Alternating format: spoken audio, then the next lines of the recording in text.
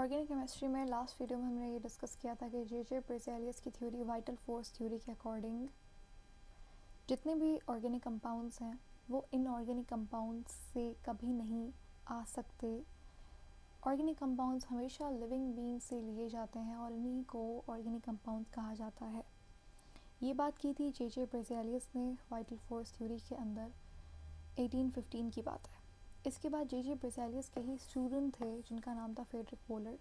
Frederick volar ने क्या किया, ये अमोनियम साइनेट नाम का एक इनऑर्गेनिक कंपाउंड होता है जिसका फॉर्मूला है NH4CNO।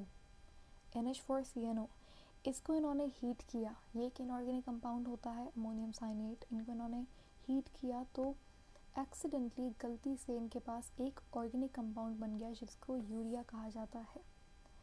तो फ्रेडरिक वोलर का जो ये एक्सपेरिमेंट था इसने वाइटल फोर्स थ्योरी को एकदम गलत प्रूव कर दिया। खैर ये तो एक एक्सीडेंटल डिस्कवरी थी, तो इसको कंफर्म करने के लिए साइंटिस्ट ने और भी अलग अलग तरीके के ऑर्गेनिक कंपाउंड्स को बनाना शुरू कर दिया यूजिंग इनऑर्गेनिक कंपाउंड्स।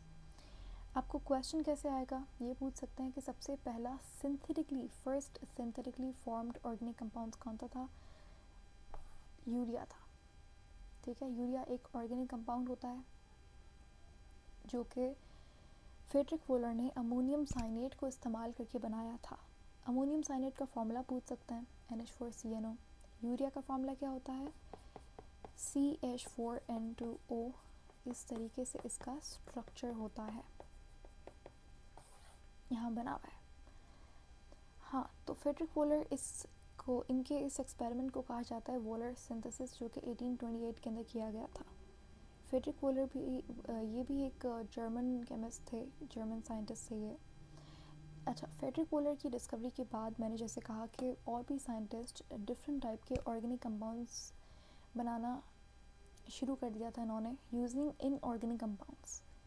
तो इसके बाद आए कोलबे जिन्होंने एसिटिक एसिड CH3COOH को बनाया पहली बार यूजिंग इनऑर्गेनिक कंपाउंड्स। ठीक है, तो कोलबे ने पहली बार एसिटिक एसिड बनाया इनऑर्गेनिक कंपाउंड्स को इस्तेमाल करके। एसिटिक एसिड भी एक ऑर्गेनिक कंपाउंड होता है। तो अब यहाँ तक तो ये बात कंफर्म हो चुकी थी कि जो जे बेrzelius की थ्योरी थी वाइटलिज्म या फिर वाइटल फोर्स थ्योरी वो एकदम गलत थी, तो इसे रिजेक्ट कर दिया गया। ठीक है, तो ऑर्गेनिक केमिस्ट्री की सबसे पहली जो डेफिनेशन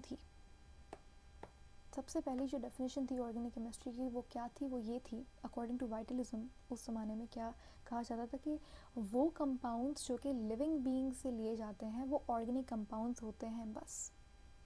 लेकिन फ्रेडरिक वोलर की डिस्कवरी के बाद ये डेफिनेशन गलत प्रूव हो गई। यहाँ पे लिखा हुआ है।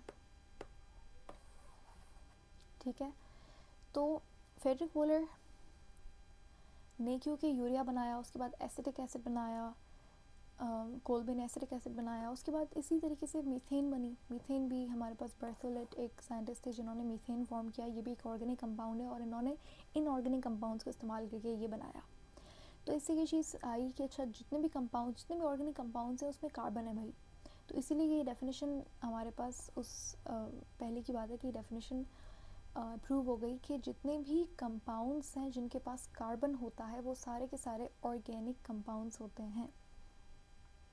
लेकिन अगर हम बात करें, यहाँ पे लिखा हुआ है, अगर हम बात करें कार्बन डाइऑक्साइड की, कार्बन मोनोऑक्साइड की, बाइकार्बोनेट आयंस की, कार्बोनेट आयंस की, कार्बाइड्स की, साइनेट्स की और कार्बाइड्स की, तो ये सारे के सारे हमारे पास इनऑर्गेनिक हैं, जबकि इनके पास कार्बन तो है।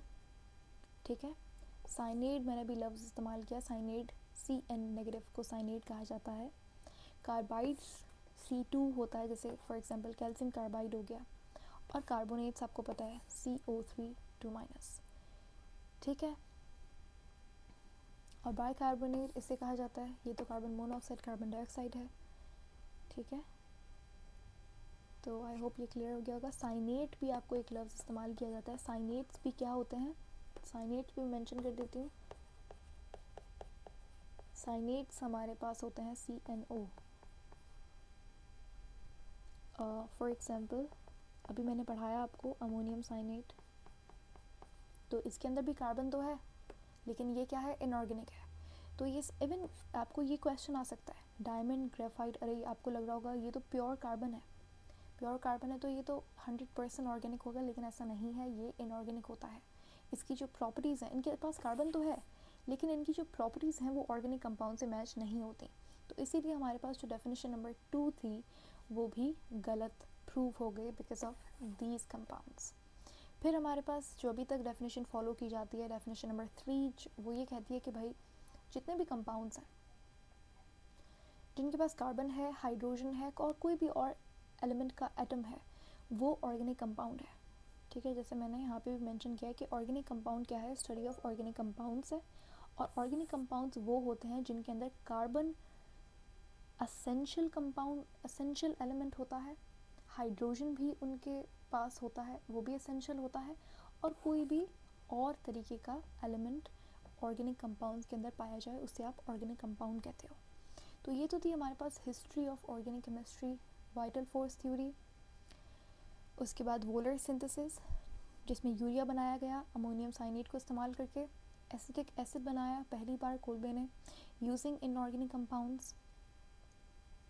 उसके बाद हमारे पास मीथेन, और इसी तरीके से यहाँ से ऑर्गेनिक केमिस्ट्री की शुरुआत हुई। ये this was the beginning of rise of organic chemistry, जहाँ अगर आप आज की डेट में देखो तो तकरीबन 600 या फिर आई थिंक 6 मिलियन से भी ज़्यादा, या फिर 600 मिलियन था इस तरीके से कुछ, उससे भी ज़्यादा ऑर्गेनिक कंपाउंड्स एग्जिस्ट करते हैं। ठीक है, लेकिन अब सवाल ये है कि कार्बन इस कहानी का सुपर हीरो क्यों है? Why carbon, why not sodium और पोटेशियम और कैल्शियम या फिर मैग्नीशियम? कार्बन ही क्यों? क्यों कार्बन? इवन कार्बन की फैमिली के दूसरे एलिमेंट्स क्यों नहीं? सही है, तो ये चीज़ हम पढ़ेंगे नेक्स्ट वीडियो के अंदर, ये डिस्कस करना है हमें। Until then, take care. Thank you so much for watching. See you later in the next video.